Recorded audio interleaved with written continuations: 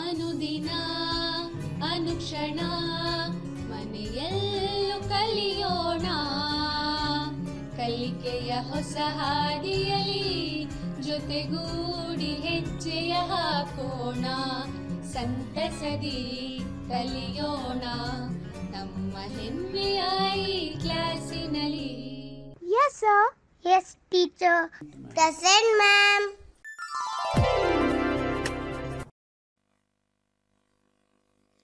अस्सलामुअलैकुम वरहमतुल्लाहि वबरकातुहू। चलिए तलबा, मैं सैयदा मसरत फ़ातिमा आज की इस ई क्लास में आपका फिर से खैर मकदम करती हूँ। खुशामदीद तलबा। चलिए आपको खुशामदीद कहते हुए हम आगे बढ़ते हैं। दर्द इतना भी नहीं है कि छुपा भी न सकूं, बोझ ऐसा भी नहीं है कि उठा भी न सकूं। ये शेर हमने पिछले जो सबक था उसमें हमने आपको सुनाया था, आप याद कीजिए, शायद आपको याद आ गया हो। तो ये किसका शेर था? अब आज हम क्या पढ़ाने जा रहे हैं आपको? तो शायर साजिद हमीद की जो गज़ल थी उसके ताल्लुक़ से हम पढ़ने जा रहे हैं। तो पहला यूनिट आपने समाप्त किया था, आपने उसके बारे में जानकारी हासिल की थी। अब हम दूसरे यूनिट की तरफ चलते हैं तलबा। चलिए आपसे मेरा जो सवाल है यहाँ पर वो क्या है, देखिए, साजिद हमीद कब पैदा हुए? ये आपके लिए यादा भी है और आप अपने जहनों पर जोर डालिए और जवाब देने की कोशिश कीजिए। साजिद हमीद कब पैदा हुए? बिल्कुल सही जवाब आपका, साजिद हमीद 1954 में पैदा हुए। कब पैदा हुए? 1954 में, बिल्कुल सही। और साजिद हमीद कहाँ पैदा हुए? साजिद हमीद कहाँ पैदा हुए? ये भी याद आ गया आपको, बिल्कुल। साजिद हमीद ज़िला शिवमोगा, रियासत कर्नाटक में पैदा हुए, बिल्कुल सही जवाब। चलिए आगे बढ़ते हैं। तो आपने अंदाज़ा लगा लिया होगा, हम आपको नौबहार उर्दू से जमात हश्तुम की जो गज़ल है साजिद हमीद की, उसका दूसरा यूनिट आपके सामने पेश कर रहे हैं। चलिए नुकात देख लीजिए, अहम नुकात। साजिद हमीद का तारुफ हम बतौर यादा यहाँ से दोहराएंगे फिर, और साजिद हमीद की गज़ल और अशार की तशरीह भी, और अल्फाज व माने और मुतरादिफात और जिन्स, अज़दाद, सवालात और जवाबात और घर पर काम से भी वक़्फ़ियत हासिल करेंगे। चलिए, शायर साजिद हमीद क्या है? आपका जो नाम था वो मोहम्मद काज़िमुल्लाह शरीफ था और क़लमी नाम जो था आपका वो साजिद हमीद था। तो आपकी जो पैदाइश थी वो 20 दिसंबर 1954 में थी। तो तारुफ भी यादा के तौर पर हम पेश कर रहे हैं तलबा। देख लीजिए, मोहम्मद काज़िमुल्लाह शरीफ नाम है आपका, साजिद हमीद क़लमी नाम है। 20 दिसंबर 1954 को ज़िला शिवमोगा कर्नाटक में पैदा हुए और वालिद का नाम मोहम्मद कासिम शरीफ है और इब्तिदाई तालीम सागर में हुई आपकी, और वहीं से बीएससी की डिग्री भी आपने मुकम्मिल की। बीएससी की डिग्री मुकम्मिल करने के बाद आप महकमे जंगलात में मुलाजिमत इख्तियार कर लिए। तो वहाँ पर आपने उसके बावजूद भी आपने क्या किया? शायरी को जारी रखा। आपने शायरी में जो है उसको जदीद रंग में मुनफरिद असलूब की हामिल है, आपकी जो शायरी है वो क्या है? जदीद रंग में मुनफरिद असलूब की हामिल है।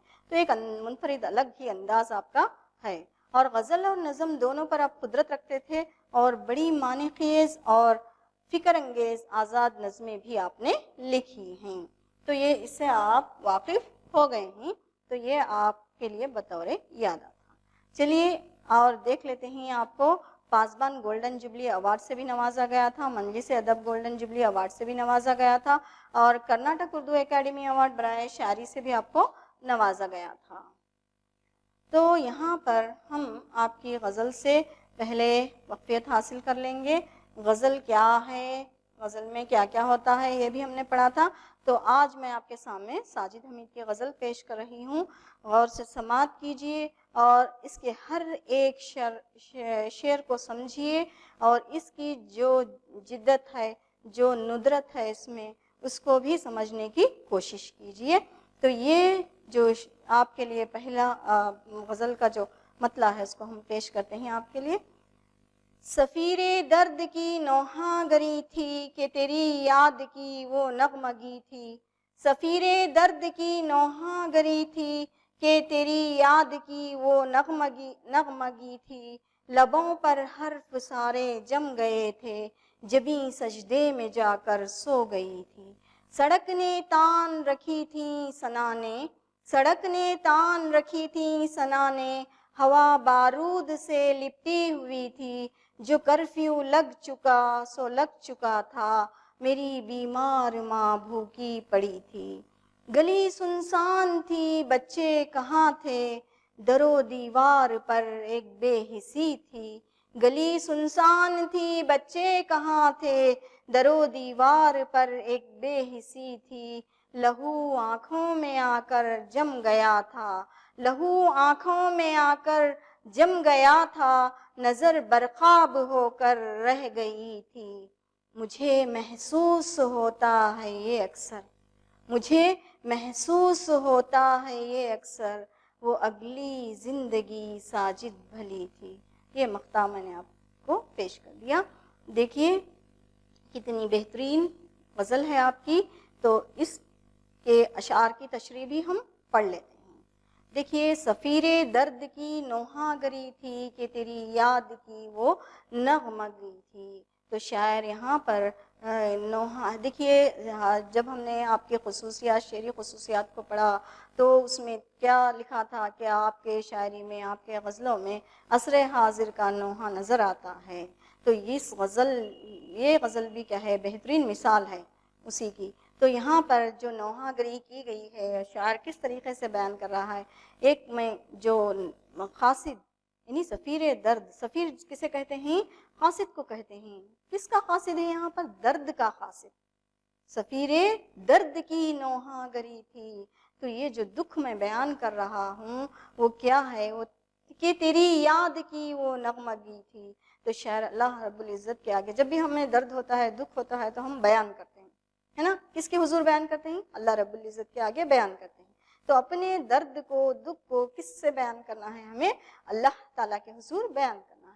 تو شاعر اس میں بیان کر رہا ہے تیری یاد کی وہ نغمگی تھی، اے اللہ رب العزت تیری یاد کی جو نغمگی ہے وہاں پر میں اپنے نوحہ کو پیش کر رہا ہوں، تیرے آگے میں اپنے نوحہ کو پیش کر رہا ہوں، میرے دکھ کو میں بیان کر رہا ہوں۔ لبوں پر حرف سارے جم گئے تھے، جبیں سجدے میں جا کر سو گئی تھی۔ میرے جو لب ہیں وہ کیا ہیں، سل گئے ہیں، میرے لب پر سارے حرف جم کر رہ گئے ہیں، کہ جب ہمیں دکھ ہوتا ہے، تکلیف ہوتی ہے تو ہم کچھ بیان نہیں کر سکتے۔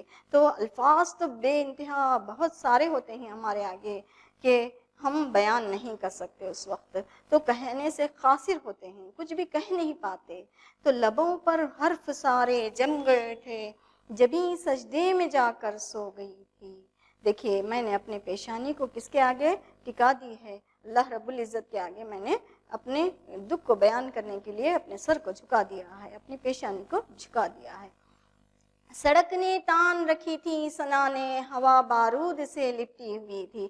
دیکھیے کس بہترین انداز میں منظر کشی کی گئی ہے کہ سڑک نے تان رکھی تھی ثنا نے، ثنا نے آپ جانتے ہیں نا، تو وہ جو نوکیلے بھالے ہوتے ہیں کیل نما، تو اس کو ثنانے کہیں گے۔ تو سڑکیں جو سنسان تھیں، ایسی لگ رہی تھیں کہ جیسے اس پر نوکیلے بھالے ہوں یا کیلے ہوں۔ تو اس طریقے سے جب خار یا کیل نظر آتے ہیں تو ہم چل پاتے ہیں کیا، نہیں نا۔ تو اسی وجہ سے کیا ہے، وہ سڑک ایسی لگ رہی تھی، سنسان لگ رہی تھی، ایسی لگ رہی سنسان، ایسی لگ رہی تھی جیسے کہ اس پر کیل یا کانٹے ہوں، تو اس ڈر سے کوئی چل بھی نہ سکے۔ تو اس طریقے سے سڑک کی جو سڑک سنسان تھی، وہ کس بہترین انداز میں شاعر نے اس کو بیان کیا ہے۔ ہوا بارود سے لپٹی ہوئی تھی، دیکھیے ادھر ادھر جب گولے برس رہے ہوں تو وہاں پر بارود کی جو گرد ہوتی ہے وہ کیا ہے، ہوا کو آلودہ کر دیتی ہے۔ تو ہوا میں گرد و غبار جو نظر آتا ہے، تو ہوا کیا ہے، وہ گرد سے لپٹی ہوئی تھی۔ جو کرفیو لگ چکا سو لگ چکا تھا۔ دیکھو کرفیو کی کتنی حسین منظر کشی شاعر نے اس میں کی ہے کہ آپ اور ہم اس دور سے گزر چکے ہیں تو ہم بجا طور پر اس تکلیف کو محسوس کر سکتے ہیں، ہے نا طلبہ۔ تو جو کرفیو لگ چکا سو لگ چکا تھا، میری بیمار ماں بھوکی پڑی تھی۔ دیکھیے کرفیو کی وجہ سے کتنے لوگ، لاک ڈاؤن کی وجہ سے کتنے لوگ پریشان ہو گئے، ہاں گھر میں جو بیمار لوگ تھے۔ یہاں پر شاعر اپنی بیمار ماں کے تعلق سے بتا رہا ہے کہ میری جو بیمار ماں تھی وہ بھوکی پڑی تھی، میں اس کو کھانا بھی لا کر نہیں دے سکتا تھا۔ تو ایسی مجبوری ہر کوئی اس دور سے گزرا ہے. تو گلی سنسان تھی، بچے کہاں تھے، در و دیوار پر ایک بے حسی تھی. تو ساری گلیاں، سارے جو راستے تھے، وہ سڑکیں تھیں، کیا تھیں؟ وہ سنسان تھیں. تو ہم جب دیکھتے ہیں تو ہر وقت کیا ہے، بچے گلیوں میں ہمیں کھیلتے ہوئے نظر آتے ہیں. تو یہاں پر جب کرفیو لگ جاتا ہے تو منظر کیسا ہوتا ہے کہ سنسان منظر ہو جاتا ہے. بچے گھروں میں دبک کر ڈر کر بیٹھ جاتے ہیں. تو در و دیوار پر کیا ہے، ایک بے حسی تھی. تو ایسے بے حس در و دیوار نظر آ رہے تھے کہ جس کو ہم دیکھ بھی نہیں سکتے. تو در و دیوار سے بھی ایک بے حسی نظر آ رہی تھی. تو یہاں پر ایسا منظر تھا. تو آپ بجا طور پر اس کا تصور کر سکتے ہیں، آپ کو تجربہ بھی ہے اس کا. تو لہو آنکھوں میں آ کر جم گیا تھا. لہو کیا ہے؟ آنکھوں میں آ کر جم گیا تھا، نظر برخاب ہو کر رہ گئی تھی. تو آنکھیں کیا ہو گئی تھیں ہماری؟ پتھرا گئی تھیں. تو ہم کسی اس منظر کو دیکھ کر ایسے لگ رہا تھا جیسے کہ بجلیاں کون رہی ہوں. ہم ڈر کر سہم کر ٹھہرے ہوئے تھے. تو ایسا سناٹا راستوں پر چھایا ہوا تھا، ایسا سناٹا سڑکوں پر نظر آ رہا تھا. مجھے محسوس ہوتا ہے اکثر. دیکھیے شاعر پھر ماضی کی طرف لے کر چل رہا ہے کہ کہہ رہا ہے کہ مجھے محسوس ہوتا ہے یہ اکثر، وہ اگلی زندگی ساجد بھلی تھی. دیکھیے پہلے جب ہم کرفیو نہیں تھا، لاک ڈاؤن نہیں تھا، اس وقت خانہ بندی جب نہیں تھی، تو ہم کیسے تھے؟ آزادی سے گھوم رہے تھے، پھر رہے تھے. آج ہم اس کووڈ کی وجہ سے ہم بھی پریشان ہیں نا. تو شاعر اپنے جو کرفیو کا منظر اس میں بیان کیا ہے، تو اس وقت اس کے شہر کا جو حال ہے وہ شاعر نے بیان کیا تھا. آج ہم بھی اس دور سے گزر رہے ہیں. تو کرونا وائرس کے جو دور سے گزر رہے ہیں، آج ہمیں بھی اچھی طریقے سے معلوم ہو گیا ہے کہ خانہ بندی کیا ہے، لاک ڈاؤن کیا ہے، کرفیو کیا ہے نا. اچھی طریقے سے سمجھ میں آ گیا ہے. اس کی ساری پریشانیوں کو ہم جھیل رہے ہیں. تو یہ ساری چیزیں ہم بھی اچھی طریقے سے سمجھ سکتے ہیں. تو یہاں اسی درد کو، اسی نوحہ کو شاعر نے بیان کیا ہے. چلیے ہم ساجد حمید کی جو غزل ہے اس کو ترنم سے پڑھیں گے. ساجد حمید سماعت فرمائیے. سفیر درد کی نوحہ گری تھی کہ تیری یاد کی وہ نغمگی تھی، کہ تیری یاد کی وہ نغمگی تھی. لبوں پر حرف سارے جم گئے تھے، جبیں سجدے میں جا کر سو گئی تھی. سڑک نے تان رکھی تھی ثنا نے، ہوا بارود سے لپٹی ہوئی تھی. جو کرفیو لگ چکا سو لگ چکا تھا، میری بیمار ماں بھوکی پڑی تھی، میری بیمار ماں بھوکی پڑی تھی. گلی سنسان تھی، بچے کہاں تھے. گلی سنسان تھی، بچے کہاں تھے. در و دیوار پر ایک بے حسی تھی، لہو آنکھوں میں آ کر جم گیا تھا، نظر برخواب ہو کر رہ گئی تھی. مجھے محسوس ہوتا ہے اکثر، مجھے محسوس ہوتا ہے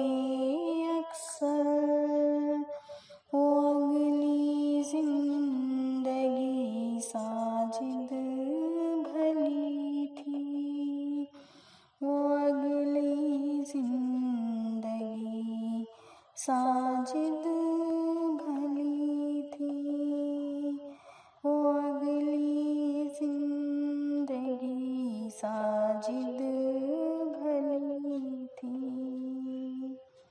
शुक्रिया। देखिए आपने समाअत किया इसको, आपको पसंद भी आई होगी, आपने इसको पसंद भी किया होगा और इससे महसूस भी हुए होंगे आप। तो थोड़ी सी आवाज़ इधर उधर हो गई क्योंकि हम सबक पढ़ाते पढ़ाते इसको बता रहे हैं, तो जाहिर सी बात है हो सकता है ऐसा। तो चलिए, उम्मीद है आपने इसको पसंद किया होगा और आपको अच्छी तरीके से वज़न समझ में आ गई होगी। चलिए हम देखिए यहाँ पर एक दो तस्वीर आपके सामने पेश कर रहे हैं। तो ये जो तस्वीर हैं आप इसको देखकर समझ सकते हैं किस तरीके से सुनसान रास्ते हैं, आपने इसको देखा है ना। देखिए अब हम अल्फाज व माने से वक्फियत हासिल कर लेंगे तलबा। तो सफ़ीर जो है वो एलची या कासिद है। सफ़ीर किसे कहते हैं? एलची या कासिद को कहते हैं। जबीन क्या है? माथा या पेशानी है। जबीन क्या है? माथा या पेशानी। कर्फ्यू खाना बंदी का हुक्म। कर्फ्यू से मुराद क्या है? खाना बंदी का हुक्म। और बरखाब जो है पानी से निकली हुई बिजली। तो बरखाब क्या है? पानी से जो निकलती है बिजली, उसको हम बरखाब कहते हैं। नौहागरी रोना या गिरह आवाजारी करना या मातम करना। और तान ताल मिला। और सुनसान क्या है? वीरान खामोश। और नगमगी गीत गाना। नगमगी क्या है? गीत गाना। तो ये अल्फाज माने थे इस गज़ल के, आप इससे वाकिफ हो गए हैं। तो अच्छी तरीके से इन मानों को अज़बर कर लीजिए, याद कर लीजिए। चलिए हम इन अल्फाज के मुतरादिफात भी देख लेते हैं। तो यहाँ पर सड़क, सड़क क्या है? रास्ता। अपनी बयाजों में लिख लीजिए, सड़क, रास्ता। हवा, फिजा। हवा क्या है? फिजा। लहू, खून। लहू, खून। नज़र, आँख या चश्म। आँख या चश्म। लब, होंठ। लब क्या है? होंठ। तो ये मुतरादिफात हैं, इनको आप अपनी बयाजों में लिख लीजिए। चलिए अब हम अल्फाज की जिन्स भी देख लेते हैं, इन जिन्स को भी आप लिख लीजिए। सफ़ीर क्या है? मुज़क्कर है। तो जब भी आप जिन्स पहचान रहे हैं तो उसके लिए मैं आपने बता दिया था आपको कि उसको जुमले में इस्तेमाल कीजिए, आपको खुद ब खुद पता चल जाएगा कि मुज़क्कर क्या है और मुअन्नस कौन सा है। तो सफ़ीर क्या है? मुज़क्कर है। नगमगी क्या है? मुअन्नस है। और जबीन क्या है? मुअन्नस है। बारूद क्या है? मुज़क्कर है। बारूद क्या है तलबा? मुज़क्कर है।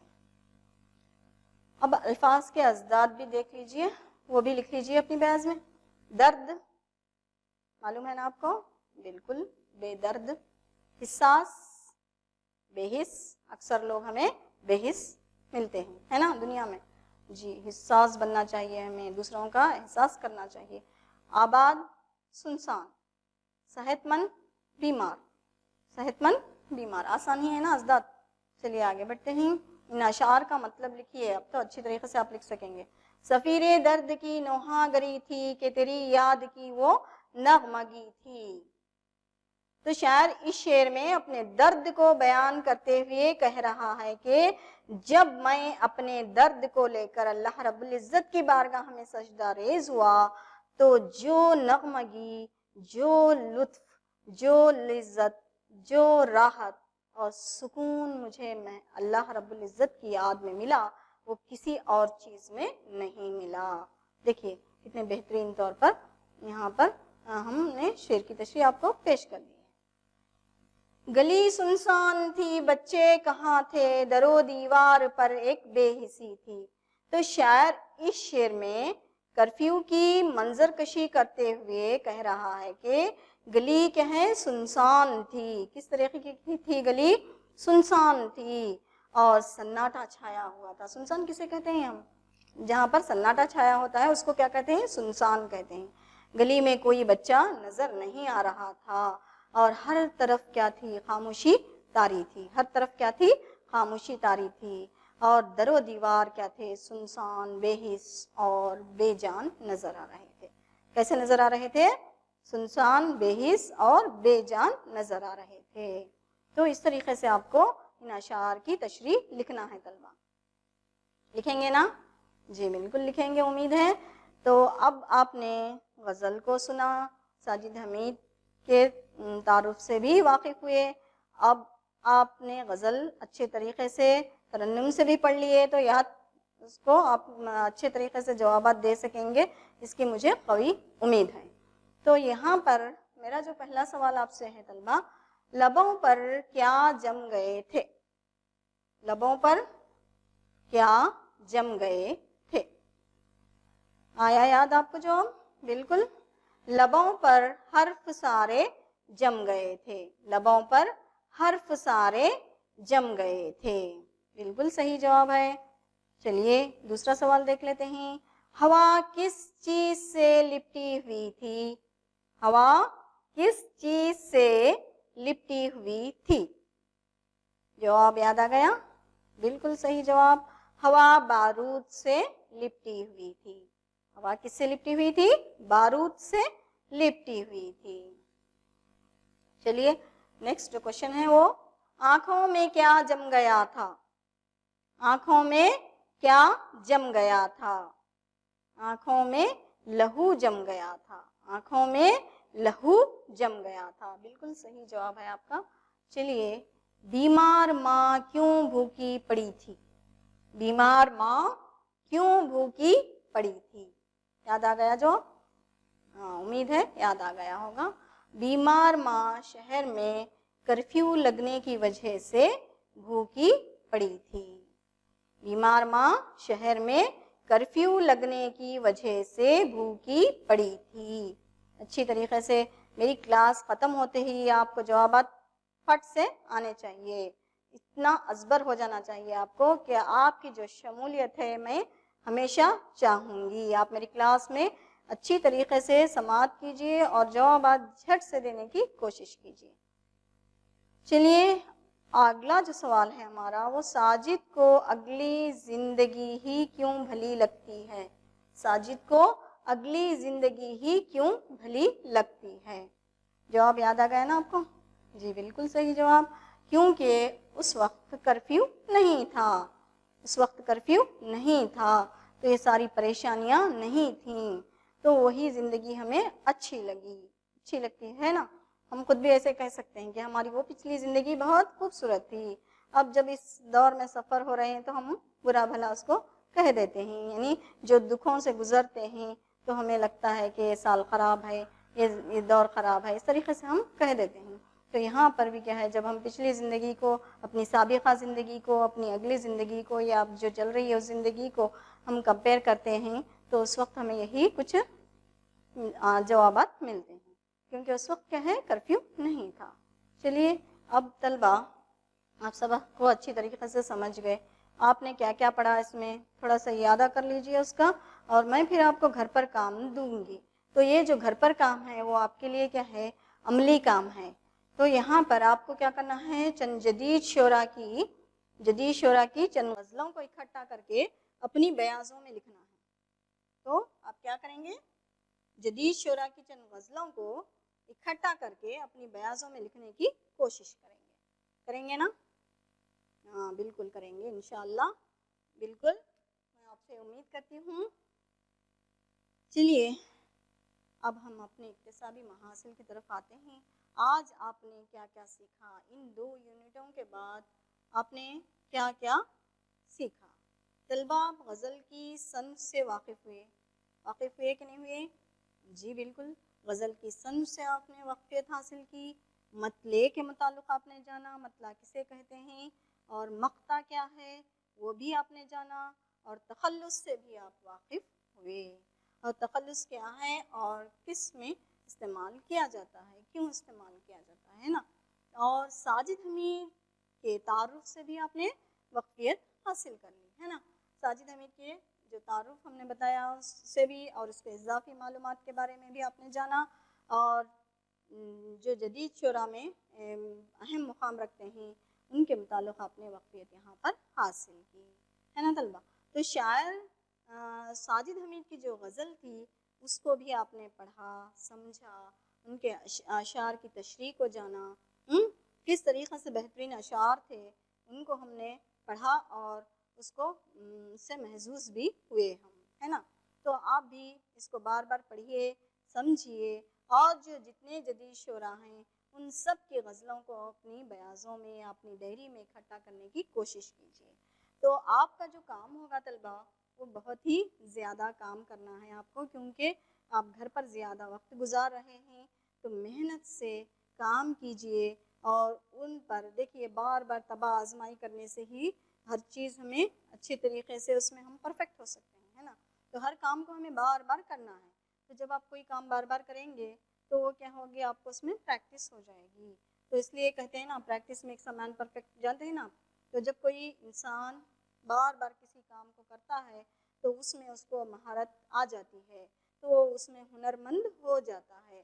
تو یہاں پر اس ہنر کو آپ نے اپنے میں پیدا کرنا ہے. تو بار بار پڑھیے، غزلوں کو اکٹھا کیجیے، اپنی غزلوں میں دیکھیے، اپنے ڈائریوں میں غزلوں کو جمع کیجیے اور اچھے اچھے شعراء کی غزلیں لکھیے. پھر اس کے بعد اچھے اچھے منتخب شدہ اشعار کو جمع کیجیے، ان اشعار کو لکھیے، پڑھیے. اور آپ کا اور ایک کام کیا ہے بتاؤں میں آپ کو، اچھے اچھے جو محاورے ہوتے ہیں ان محاوروں کو بھی آپ نے اکٹھا کرنا ہے، مترادفات کو بھی آپ نے اکٹھا کرنا ہے. اور جو جملے وغیرہ بناتے ہیں تو کس طریقے سے ہمیں الفاظ کو جملوں میں استعمال کرنا ہے وہ بھی آپ کو آنا ہے. تو کب آئے گا آپ کو، جب آپ مترادفات سے واقف ہوں گے تو معنی سمجھیں گے، اس لفظ کے معنی جانیں گے اور کس لفظ کو کہاں پر استعمال کرنا ہے.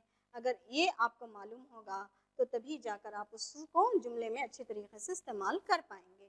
تو اسی لیے طلبہ آپ کیا کیجئے گا، بہترین غزلوں کو اکٹھا کر کے، اشعار کو اکٹھا کر کے، پھر اس کے علاوہ کیا اکٹھا کرنا ہے آپ کو، محاورات کو اکٹھا کرنا ہے اور کہاوتوں کو اکٹھا کرنا ہے.